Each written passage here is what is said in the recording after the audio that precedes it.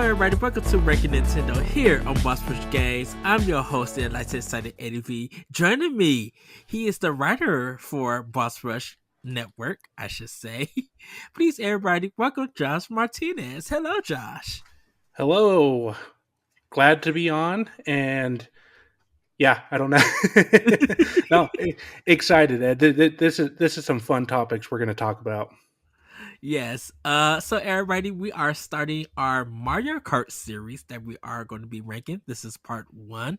We're going to be doing 2 games per episode. So we are ranking Super Mario Kart and Mario Kart 64. So before we get into that, we just got some quick history. Before we even get to the history, Josh, can you introduce yourself to all those who are watching and listening to the podcast? Yeah, so I'm Josh Martinez. I've been with Boss Rush since, when was it, July? No, late Mhm. last June. I came on as a writer and worked my way up, and now I'm a copywriter here, or copy editor, and have a lot of fun here. We do a lot of fun things here. I've been a lifelong Nintendo holder. Played Nintendo since I was a kid. A few other consoles here and there. I actually just got a PlayStation 5 today, so that is a whole new Congrats. experience for me. Thank you. Yeah.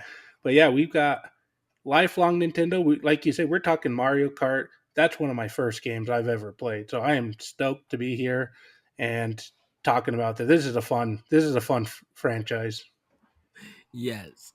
Um, and plus everybody, by the time you have watched this, we have talked about the Nintendo Direct that happened in February 8th, and it was amazing. Just gonna say, go check out me and Corey's Nintendo Direct recap. Uh, because hold on 1 second. All right. So yeah, we just had a great Nintendo Direct, and we got some shadow drops. We got to see the latest trailer for Zelda Tears of the Kingdom. We actually got some Mario Kart Deluxe for Mario Kart 8 Deluxe Wave 4 DLC that they gave. Yoshi Island and Berto will be in the game from Double Dash, which we'll be talking about that in coming weeks. So it was a really great direct about that. Come on, Ed, you're being modest. Really great. That thing was phenomenal. That was a good. I wanted to cry for how many announcements that came.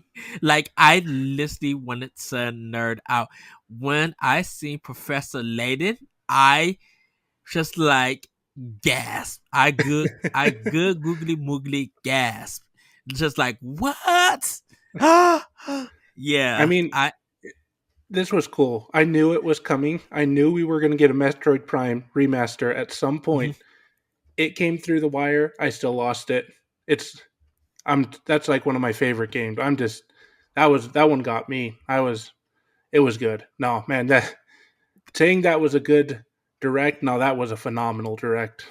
it's gonna be such a struggle because at this time of recording, everybody, Metroid Prime Remaster is out digitally for the Nintendo Switch, but the physical version is February 22nd, and we got 2 weeks to wait for the game. They're dropping it on a Wednesday. Like I think it's the last Wednesday of the month, or the third. No, it's yeah, Mm, no, the third Wednesday of the month. It's it's bonkers. That thing was amazing, and I don't know how they're gonna top it at E3. Now, yes, Nintendo may or may not be at E3. It's not confirmed yet. At this time of recording, but how do they top this direct? I feel like we say that every direct. How do they top it? And then they do. Yes. So we're gonna get into this history of Super Mario Kart and Mario 64. Mario Kart was created by Miyamoto, Tadashi Sugiyama, and Hideki Kono. The first game was released on August 27th, 1992 on the Super NES, and the series has a total of 14 games, 6 on console, 3 on handheld, 4 arcade games, and 1 mobile. At this time, the series has sold 164.43 million copies worldwide and growing. Each game has at least 4 cups with the choice of 50cc, 100cc, and 150cc. Mario Kart 64 allowed for 4 players racing on one console. It was released in Japan on December 14th, 1996, in the US on February 10th, 1997, UK June 13th, 1997, and for the EU on June 24th, 1997. The main characters found in each game is mostly Mario, Luigi, Toad, Princess, Peach, Yoshi, Donkey Kong, and Bowser or King Koopa, depending on how you want to say it. The eighth character is always seems to change from game to game. Super Mario Kart sold 8.76 million copies worldwide, and Mario Kart 64 sold 9.87 million copies worldwide. These games are available on Nintendo Switch Online, and if you have Nintendo Switch Online Expansion Pass, you can play Mario Kart 64. Um, they just announced that Game Boy Advance and Game Boy will be coming to Nintendo Switch Online, so later on you'll be able to play Mario Kart Super Circuit on the Game Boy. Yeah, that was the one I haven't played yet. So I Yes, was that. excited to see it. I mean, it looks a lot like Super Mario Kart, but Mhm. I mean, it looks a little bit more polished. I mean, Game Boy Advance, it's a little more polished, but I'm excited to try it out to see. That's the only one I haven't played before, so I'm excited to finally get a chance to do it. If you want to be a Patreon producer, head on over to Patreon, patreon.com/bossrushmedia, and find out which tier is right for you. Our Patreon producers at the $5 tier or higher for this month are Adriel Munger, Austin Campbell, Celeste Roberts, Christian S., Sana Dierig, Francisco Santillan, and Rebecca Jewell. Thank you for your continued support. Yes. So we're gonna jump into Super Mario Kart. Uh, so Mario Kart. Uh, Super Mario Kart was the first, of course, everybody knows the game, but they dropped it when the rest of the series came out and just called it Mario Kart. Now, when you start the game, you have two options: 50cc and 100cc. And mostly at the end of the game, if you get to the last cup, because they have 3 cups: the Mushroom Cup, Flower Cup, and the Star Cup. Mostly when you get to the Star Cup, the last one is Rainbow Road. There's 5 tracks in each. I mean, yeah, there are 5 tracks in each cup, and when you beat all 15 and get ranked first place, it opens up the special cup, um, which ends up giving it 20 cups in Super Mario Kart. Um, uh, they do have mode 7, and the way that you play is that you pick one of these characters and you'll start in the 8th place. A countdown will happen and you would drive, where you're able to collect coins and collect power-ups to help you fend off the other opponents, other racers, or you could stop those racers by using certain weapons like the green shell, which has a straight attack, or the red shell, which has kind of like almost a homing missile in the sense that automatically become the attack. You could throw out a banana peel, which will make characters spin and lose coins. You have a star where you're invincible, where you'll go a little bit faster, nothing can touch you.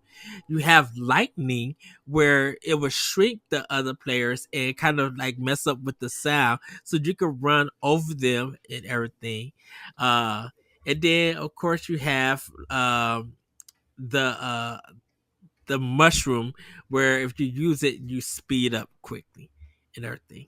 So those are kind of the power ups in that game. If you happen to fall off an edge in one of the tracks, or certain tracks that are high, you will be carried away by Lakitu.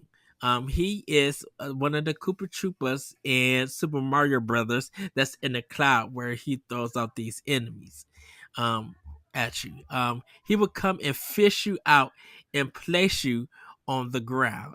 You will lose your position depending on where you're at, and then you have to kind of like start over to get back to your place in that. Yeah, that happened to So me a lot this game. yes. Um with this, you press the B button to accelerate, the A button to use your weapons, or you can hold down and hold the A button to block it, uh, attack or anything. And you would use the R button to jump, and when you land to make slide, when you jump while making turns, you would drift in there and then be able to go for it. So this game is available, like I said, on NSO on the Super Nintendo, and I remember playing this game in 1992 with my next door neighbor, and I will always pick Cooper Trooper. I because he had kind of like the balance, speed and turns. Because I'm not good at driving games. I will fall off some of the places and things. But I remember playing this game at the school, and we did all the levels 50cc, and then we all did 100. And then my friend got so good at the game, he was able to beat 150cc. So we actually got to get all the gold cups and see the ending of the game, which was just the same ending like all the other cups. What about you, Josh? Yeah, so like I mentioned, so in 1992 I was 1, so there's my age. But so I didn't play this game um, on initial release. I played it for the first time on Monday earlier this week when this one's a hard one because going back, yeah, I mean when you grow up with games, that's always a lot of fun. You always have a lot Mhm. of fun with that and everything. But when you have to go back after you experience Mario Kart 8, it's always kind of jarring to do that. So going back to this game, I appreciated it for what it was, but you know, I had some fun. It's fun to see some of those courses. I did enjoy Rainbow Road, but other than that, it was a tougher game for me to get into, but I'm like I said, I'm young. My first Mario Kart game was not this one, and getting into it was good for what it was at the time, I think. And that's not me trying to bash on any older game. I had a hard time. Controls were kind of tricky for me. Was the main part with it. Mhm. And another thing with this Mario Kart is that everything is flat. There are obstacles in it, like there's some bumps that you can hit, or you could try to jump over. There are pipes that is in the road. There's mud at some places that would slow you down, and it's not very visually appealing like you see on today's games because it was 16-bit. It was their first game, so it wasn't kind of like big or anything. It did have replay value because of the different cups, and it also had a battle mode. So no, not a battle mode, I'm sorry, a time trial mode where you Hmm. are able to like race against other players and stuff. When you kind of got to Mario Kart 64, that's when you had the battle mode where you could pop people's balloons, but we'll get into Right. that a little bit later and Well, everything. and I mean this game for what it was. This was interesting when I went through this game and I compared it to. I mean, obviously the next games. This is probably the least Mario Kart game in the franchise. And when I say that, Mario Kart, what is it? It's crazy. You're people throwing shells, Hmm. people taking shortcuts. This game, Yes. maybe once you would have an item box, whereas other courses in later games, you'd have them all over the place. So this one felt more like a racing game with Mario characters in it. It was more about, for me, it felt like more of a game where you want to race well. You want to do um, you're racing and that's the focus of it, whereas the other ones have more of that like arcade feel. You're racing, but you got all this other crazy stuff going on. So when that was my big impression of watching it or playing it was, I'm in a racing game and there just happens to be Mario, Luigi, and everybody else in there. And it was a unique experience, really, to say the least, on that one. But it's cool to see it on those routes. I'm glad that they continued on to where they're at now, where it's a good balance of craziness and racing. Yes. I know this is the one for Rainbow Road. You were able to try the cheat jump, where if you got enough speed and you was about to go downhill, you would jump. And if time right, you can land to the other side and take first place and then just keep driving. But you had to Yeah, have like a mushroom with you and you had to time it right. So that became one of the big things for it. Um I enjoyed this one because it was just something brand new. I think this is when they started experimenting more with the Mario brand. Because at the time, Mario was literally just platforming games. Definitely, he would make character appearance. So, like if you play Mike Tyson's Punch Out or Punch Out for some people, Mario was the referee and everything. right, But yeah, but the other Mario games weren't really different or anything. They were really just 2D games and stuff. So when Mario Kart came out, this is when they started experimenting of putting him in different genres of games. Having this arcade racing games. And then you had like Where's Mario or Hotel Mario stuff like that. But Mario Kart really was successful as a game and everything. Um Now I will tell you, I hated those red shells. I hated them so much because this is in Mario Kart. This is when the computer really started to cheat in the game. Like depending on where your place was at, you would get certain items. So if you needed like a green shell or something or a banana peel, chances are you weren't going to get one because they wanted the computer or your friend to have a chance to take number one. And just to let everybody know, back in 1992, there wasn't no on. Of course, there wasn't no online, so the game had to be done in split screen when you did two players. right. And I'd So, always cheat when my brothers would get the other side. yeah, Now I that's always. Oh, go ahead. I just gonna say that's just crazy that we used to play it just is so normal. And even if you play Mario Kart 8 like locally, having that split screen, I grew up with it, but a lot of kids these days just don't understand that that's like how it is. And I mean, you see that picture of the people with the cardboard blocking the other screen, and I mean that it's a joke, but that's what it was like. Like you screen watching, that was a thing, and this game was like a big part of that, as well as future games up until you started getting online capabilities with them. Yes.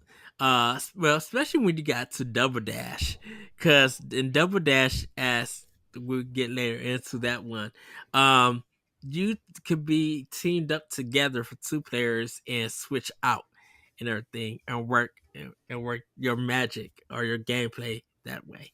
But that's pretty much Super Mario Kart. The tracks are very random. They're not anything interesting and stuff. So uh, we're gonna move on to Mario Kart 64. Now this one was kind of big because the world was in 3D and everything for this one. So when you start the game, there are four cups. You have the Mushroom Cup, Flower Cup, Star Cup, and Special Cup. But this time you only had four tracks. So the Mushroom Cup, you had Luigi's Raceway, Moo Moo Farm, Koopa Troopa Beach, and Calamari Desert. And Flower, you had Toad's Turnpike, Frappe Snowland, Choco Mountain, and Mario Raceway. In Star Cup, you had Wario Stadium, Sherbert Land, Royal Raceway, and Bowser's Castle. In the Special Cup, you had DK's Jungle Parkway, Yoshi's Valley, Banshee Boardwalk, and Rainbow Road.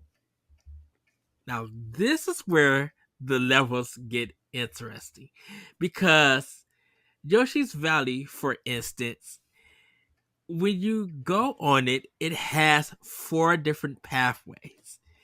And one is the correct way to be a shortcut. The other way may take you a long time to find out your way um, through it. So they started giving these levels and tracks dimensions and stuff with shortcuts. Um, you know, a possible way to knock your opponent off and put them further back in to it. Uh, so, um, what are your thoughts on Mario Kart 64? I should preface this with this was my first Mario Kart game. I grew up on this. The console I remember first getting was a Nintendo 64, and I know that shows my age. I'm a youngin. I'm only 31, but um, excuse me. I think this one, man, this one is a lot of fun. I went back and I played all of them, the whole all 16 courses, and I had just as much fun as I did back when I was 6, 7, 8 that I did now. It's a fun one. Like you mentioned, Yoshi Valley is fun. My favorite was Wario Stadium because Yeah. I'm. I mean, how fun is it to snipe those people right before they go over that big jump, and then they got to go all the way back? I And yeah, was so mad at that because it always happened. no, I did it too when I was going on this playthrough. I went and Yoshi was right behind me. I threw a green shell, hit him. I didn't mean to. I just was throwing a green shell behind me, hit him. Then all of a sudden I see the status bar. He's in second. Then all of a sudden he's gone. I don't know where he went all the way down to eighth. I think he finished in sixth in that race. But I'm like, this game, and that was the crazy thing. This game is unforgiving because not just Wario Stadium, Choco Mountain, you fell off on if you were on 100 or 150 cc and those guardrails were gone, you fell off. You had to go do half the lap again. Oh um, yeah. what's another one? Yeah, there's a couple of them that they were not forgiving. If you screwed it up, you were at the end. Like you had a lot of ground to catch up. I'm looking at Toast Turnpike, and I remember going through all the trucks and traffic, and I think this has a mirror verse where Mm-hmm. the trucks were in reverse. So when you did Toast Turnpike, instead of you following traffic, you were heading into traffic, and I'm like, oh no. See that one's cool because that one's got an interesting place. And so I don't live in Los Angeles anymore. I grew up in Los Angeles in the Mhm. 90s. So going anywhere, anybody from Southern California knows freeways are the way to go. That's how you get anywhere in Los Angeles. And there's just so many freeways. It's just like that Saturday Night Live sketch where they're always saying, take all these different freeways to get wherever you need to go. That's what it's like. So driving on Toad's Turnpike just it reminded me of like going to school because we take the freeway to get there. And I just for me as a kid, I'm like, this is cool. I'm driving on the freeway. I didn't even care that it was cars coming at me, cars going against me, whatever it was. That was kind of just a unique thing to throw other cars onto the track with you that weren't racing. Yeah. I remember Moo Farm. I used to sometimes run into the cows and everything.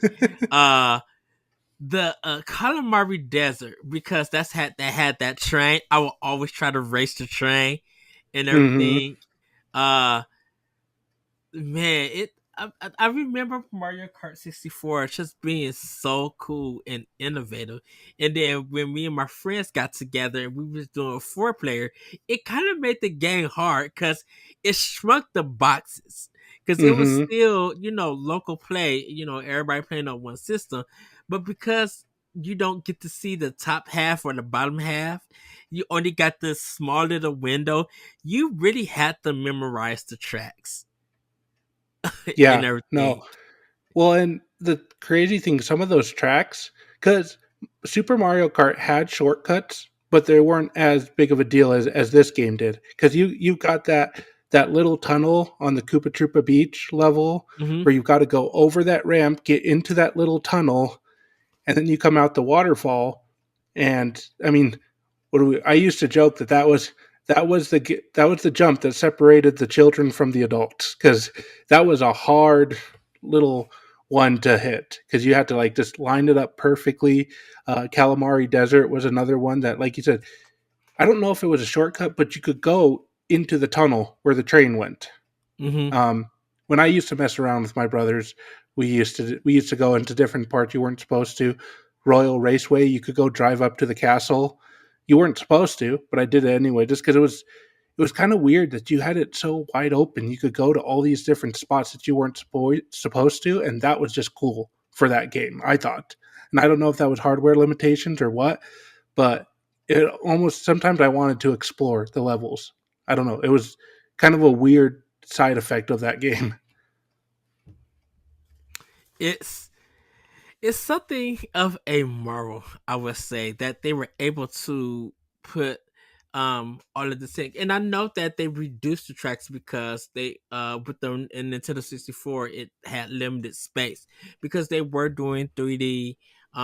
They had this kind of rendering for if you think of Killer Instinct or you think of Donkey Kong 64 and stuff, they kind of use those kind of graphics and everything. So it kind of like took up a lot of data. So they have reduced the tracks on here and everything. Um Right. Well, and overall, these tracks, because the first game, Super Mario Kart, the the tracks were very forgettable. I mean, you had basically four or five different templates. Like there was ice level, the donut plains, the Bowser's Castle, the boardwalks. All those were there's different variations of this. This game had 16 unique tracks mhm. that are memorable that are still being. We just got what a Calamari Desert remake as well as a Choco Mountain. I mean these tracks are still getting redone and put into the newer games because they're so memorable. There's so much about them that this is really enjoyable to go back and going back to those. It really felt like kind of like coming home after a vacation. It's just for me, this is such a comfortable game. This was one that, like I said, I grew up. Me and my brothers and my dad would do like tournaments. We'd have like my mom might work late, so my dad's like, "We're gonna have a Mario Kart tournament," and just having those memories behind this game, as well as just how memorable it is. It felt like Mario Kart. It like, and when I say that, I mean the items were all there. You could, Mhm. there was a lot of craziness that happened. The blue shell, this is its introduction, and Oh. that's caused many of controllers to go through the TV screens. So yeah, it's just this is a game that just you can it it obviously needed a lot more work to get to 8, but it really laid the foundation for what Mario Kart could be. Well, I really wonder, like, if Mario Kart, Super Mario Kart wasn't successful, would they still have the series? Because in a way, for people who don't know, after Mario came out, there have been like a ton of cart based character games. You know, Sonic the Hedgehog had his, and his was like Sonic R, where he was actually racing.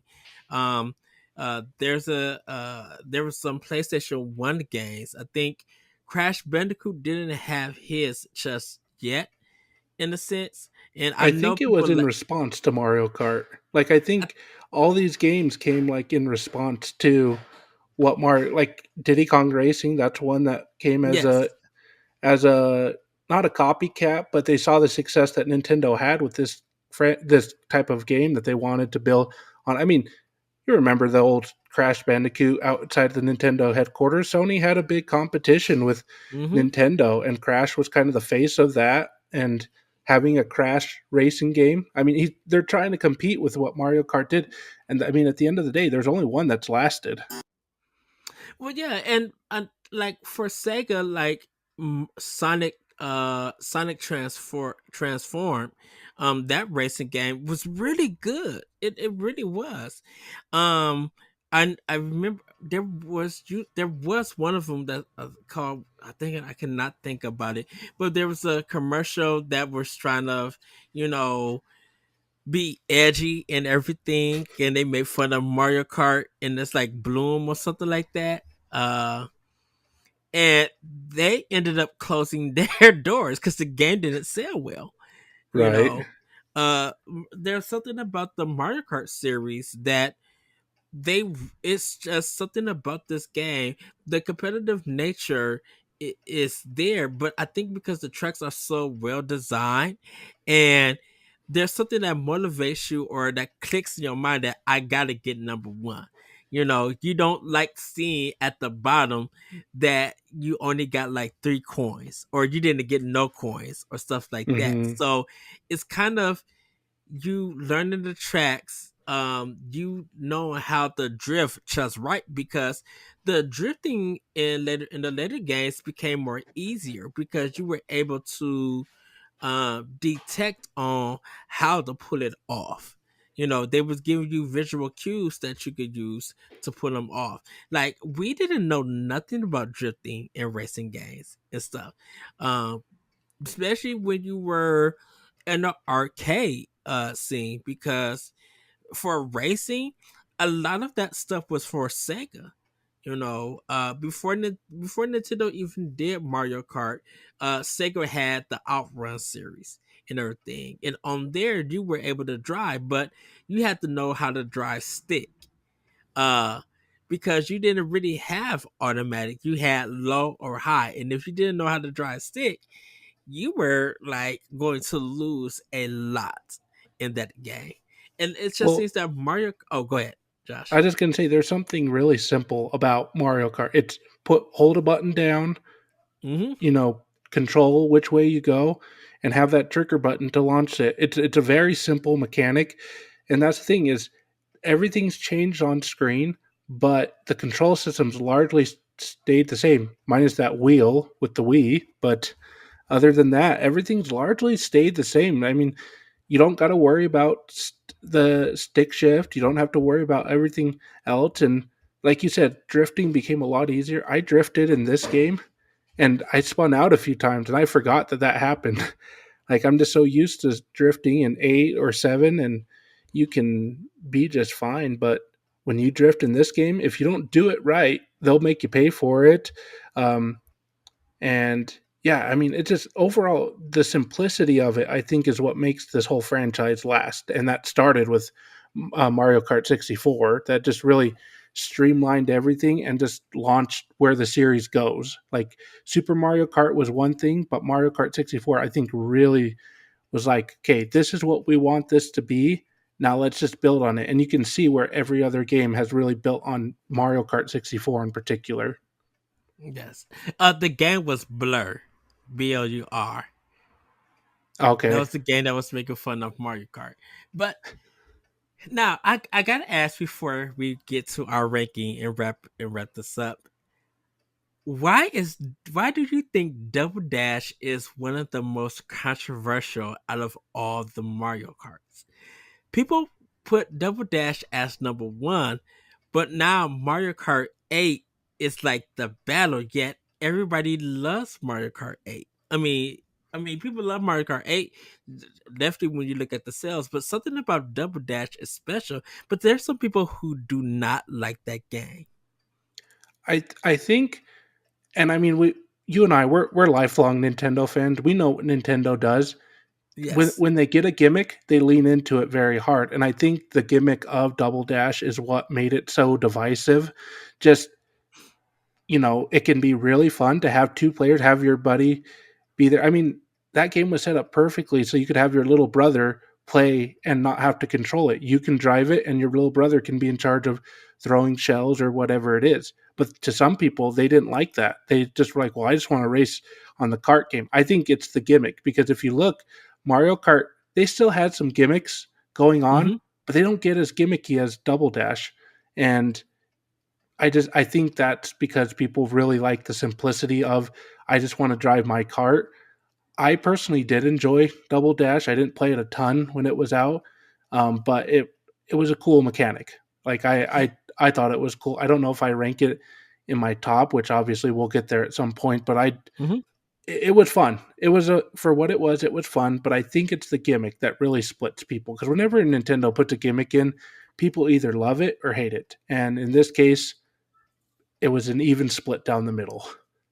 I think for me, like when we get to it and talk about it, I think I love the fact that you were able to have two items instead of one. Because if you got the one for yourself, you could switch it to your other character and then have another. And so there was strategy put into the game. You could have one defensive item or one helpful item. So like if I got a star, I could switch to my other person and hope I get a banana peel or something. So that way if a shell came to me, like a red or a blue shell came to me, uh I could throw out my banana. Oh, someone got a blue shell, they about to throw it to me. Let me switch and then throw out my star. Like it became more strategic and everything. And Hmm. the drifting really came easy. But some Yeah, people, like you said, don't like that. yeah, and I think what was cool was Mario Kart 64 set that up because you could have two items if you did it properly. Like, say you got a green shell, then you Hmm. hold it behind you and you hit another box, you got a second item, but you couldn't use it. You couldn't switch like you do in Double Dash. It's kind of a I like to play defense a lot when I play Mario Kart. So if I have a banana, I hold it behind me so that if somebody throws a shell at me, it'll hit the banana rather than me. But in Mario Kart 64, they kind of you can see that foundation for Double Dash. It Hmm. was there, but like you said, in Double Dash you could switch. You could be strategic. You could say, "Oh, I've got a banana. I don't want a banana. Let me flip around, get a star, get something else, and then you're in good shape." It forces you to think, and I think that's also another thing. People don't want to think when they're playing their racing game, but it's fun. It adds a new wrinkle to a game that you know is constantly expanding. They did away with it in the future, but it was definitely a unique thing that forced you to think a little bit more when you were racing. And and we're gonna wrap this up. It made out of Double Dash for the rest of the other games, they changed the item boxes because they're like now in diamonds and stuff. Where on Super Hmm. Mario Kart, it was like the thing on the ground. So if you just hit one, you at least got something.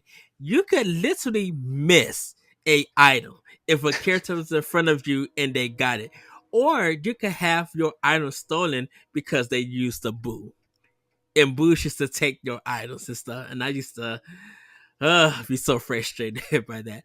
But everybody, Well, it's gonna be time for us to actually rank these two games. So we're gonna start with number two, and then we're gonna place one against number one. I gotta say, I think I'm gonna put Super Mario Kart as number two and Mario Kart yeah, 64 at one. I think that's what I go. Super Mario Kart, like we said, it was, and I think when I look at all of them, but the comparing these two, Super Mario Kart just it was a racing game that just happened to have Mario. It really forced me to have to like learn the controls, which were hard, um, and also this was something that was unique to it. It had 5 laps, so at times if I was done with the race, like I'm like, oh, I'm just done. I still got 2 more laps to Mm-hmm. go extra. Whereas 64, you had 3 laps. Um, the laps were usually different. Like that Rainbow Road took like 9 minutes to get through, but um, the Super Mario Kart 5 laps was unique. I think I put it down there just at number two, just because um, it was a difficult one for me to get into. There was a lot of unique things about it that it didn't click for me. I appreciate it for what it was, but I just don't. I can't. I don't think I'll be going back and playing it anytime soon.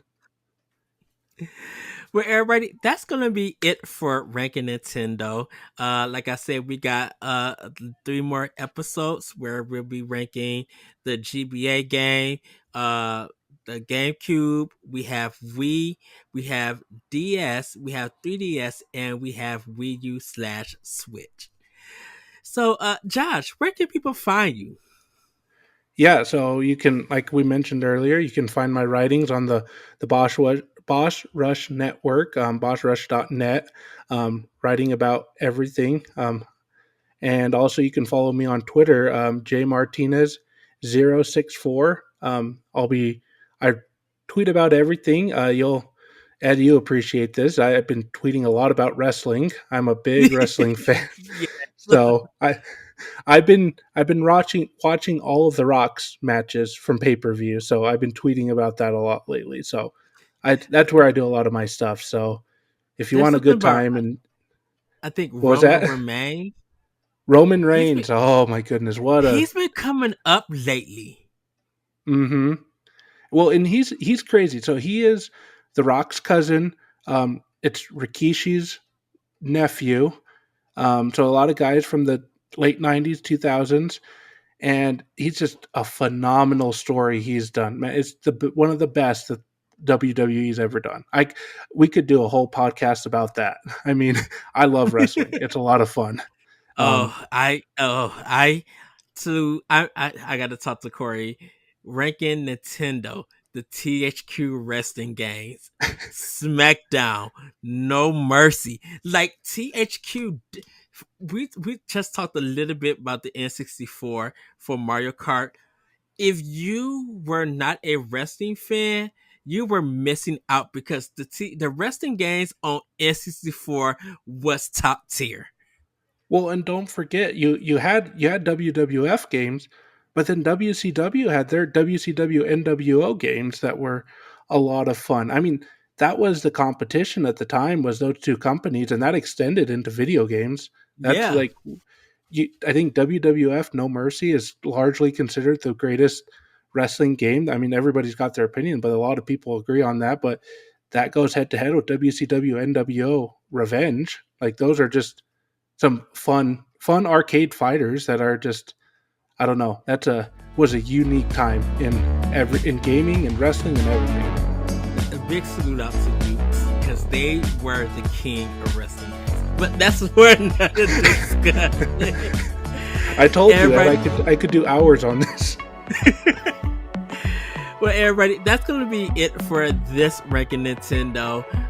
Nothing too big yet. When we get into more of the series, we'll have more to discuss. With that, everybody, have a great week, have a great weekend, and we'll see you next time on Ranking Nintendo. Bye, everybody. See ya.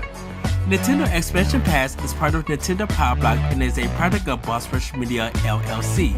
The show is recorded from our headquarters in Akron, Ohio, and is hosted by me, Edward Varnell. My co-host is Corey Deary.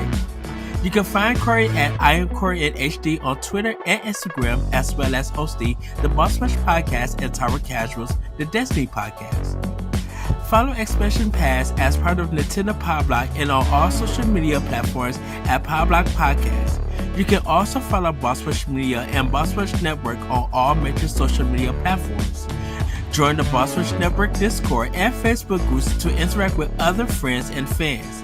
Thanks for listening, and we'll see you next time.